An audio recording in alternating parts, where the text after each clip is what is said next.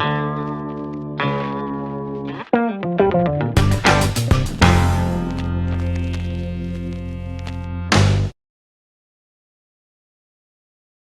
en fait, j'ai découvert Daphné du Maurier à peut-être 10-11 ans. On m'a offert Rebecca pour Noël et j'ai été ensorcelée par cette première lecture de Rebecca. J'écrivais déjà à l'époque et donc elle m'a donné envie de poursuivre cette veine un peu noire, un peu inquiétante. Et je me suis précipitée sur tous ces autres livres après avoir terminé Rebecca. Il me semble que j'ai lu Ma cousine Rachel, les nouvelles, L'auberge de la Jamaïque.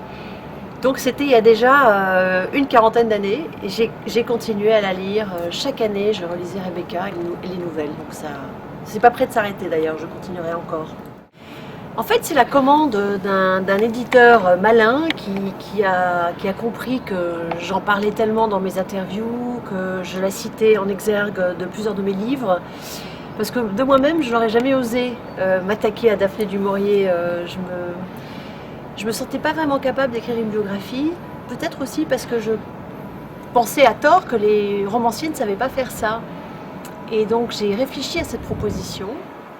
Et je me suis dit tout simplement, si quelqu'un d'autre devait écrire cette biographie, j'en serais malade de jalousie. Donc j'ai accepté tout de suite, sans savoir bien sûr le travail que ça allait demander. J'ai dû travailler 2 ans en tout. Je suis allée en Cornouailles, j'ai relu tous ses livres, j'ai rencontré sa famille, j'ai eu accès à des lettres. Et après, ça a été presque comme s'il fallait construire un puzzle gigantesque et essayer de trouver mon chemin à moi dans ce puzzle. Parce qu'il y a déjà 3 biographies en anglais sur elle. Moi la mienne est la première en français. Donc il a fallu trouver mon chemin. Et moi j'ai choisi de la décrire par les lieux qu'elle aimait. Donc je me suis rendue devant les 5 maisons, on va dire, qui ont compté dans sa vie. Et c'est comme ça que j'ai décidé d'appréhender toute son œuvre et sa vie. Les lieux sont très importants pour Daphné du Maurier. Et d'ailleurs, c'est elle qui m'a donné le goût des lieux pour mes propres livres. Et donc, il a fallu que j'aille voir à quoi ressemblaient ces lieux aujourd'hui. Et c'est vrai que quand je suis allée en Cornouailles, je me suis rendu compte que le petit village qu'elle aimait tellement, Foy, ressemble exactement à ce qu'elle a dû connaître. Il n'y a vraiment pas de changement. Et je pense vraiment que si on veut écrire sur Daphné du Maurier, on ne peut pas ne pas commencer par aller en Cornouailles. Le père de Daphné du Maurier était un acteur très connu, Gérard du Maurier, personnage à la fois narcissique, provoquant, audacieux, très drôle. Il était un père particulier dans le sens où il avait une espèce de passion étouffante et dévorante pour Daphné, qui était sa préférée. Elle avait 2 sœurs, Angela l'aînée et Jeanne la cadette. Mais c'était Daphné qui était la plus douée, la plus jolie, la plus intéressante à ses yeux. Et même si elle a adoré son père, je dirais que cet amour l'a un petit peu étouffé. Et d'ailleurs, dans son 3e roman, Julius, elle met en scène cet amour étouffant. Et c'est un livre très dérangeant d'ailleurs. Elle l'a écrit jeune. Et je me suis toujours demandé ce qu'avait dû penser Gérard du Maurier. Je n'ai pas réussi à retrouver des lettres qui racontent ce qu'il a ressenti en lisant ce livre qui met en scène un amour particulièrement violent et dérangeant d'un père pour sa fille. C'est vrai, Daphné du Maurier a préféré son fils sur ses 2 filles, en tout cas à la naissance. Elle n'a pas eu un amour dévorant et étouffant pour Keats, mais plutôt des rapports tissés d'une grande complicité et de beaucoup de rire et beaucoup de légèreté, de moquerie, parce qu'ils aimaient se moquer des autres et faire des blagues.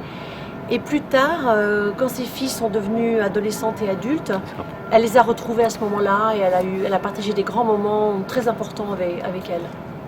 C'est vrai que Daphné du Maurier a privilégié avant tout l'écriture, mais j'ai envie de vous dire que si elle avait été un homme, est-ce que vous m'aurez posé cette question? Donc je vous répondrai tout simplement en disant qu'à mes yeux, Daphné du Maurier était une femme très moderne, à l'avance sur son temps. Je rappelle qu'elle est née en 1907 et que privilégier son travail à sa famille, c'était pas quelque chose que beaucoup de femmes faisaient à l'époque. Donc elle était un peu en avance sur son temps.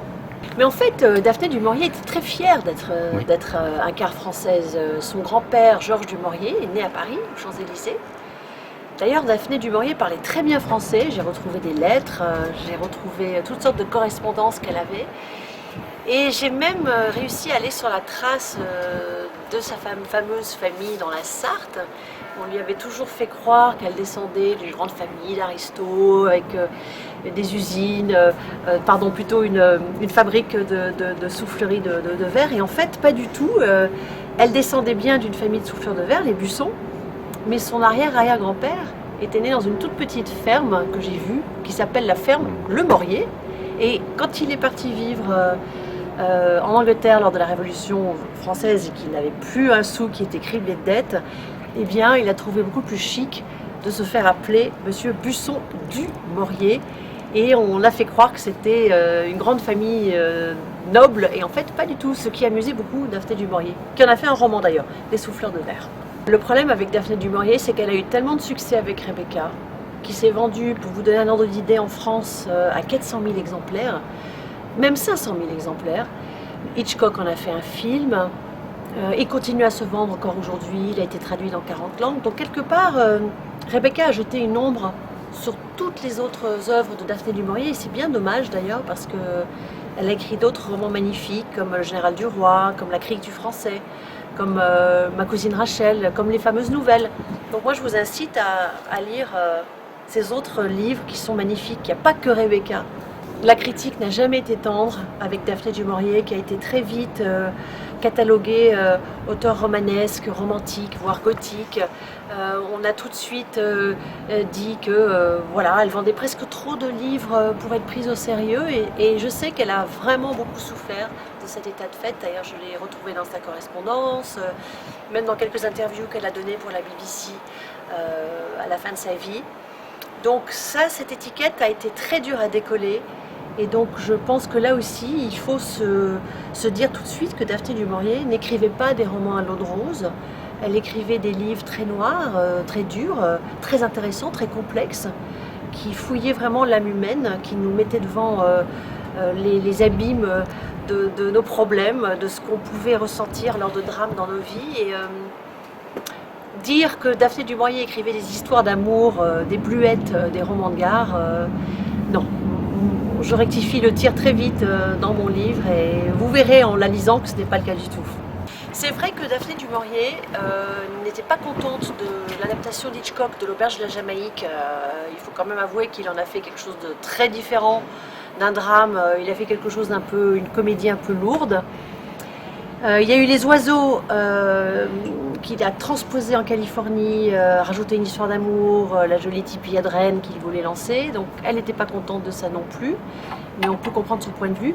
Par contre, elle avait bien aimé Rebecca, avec Laurence Olivier, John Fontaine, avec une petite réserve sur la fin, puisque Hitchcock a dû adapter la fin jugée trop sévère et trop cruelle pour Hollywood. Donc il a dû changer quelque chose à la fin, et les puristes du livre aiment moins, effectivement, parce que ça dénature la véritable personnalité de Maxime de Winter. C'est difficile de vous répondre parce que Rebecca a tellement occulté le reste, mais moi je pense qu'un livre comme La Crique du Français ou Ma cousine Rachel ou Le Général du Roi sont vraiment des romans magnifiques, avec un souffle romanesque et une acuité de plume qui valent vraiment le détour. Donc je vous invite encore une fois à plonger dedans et à la découvrir. Merci. Merci à vous.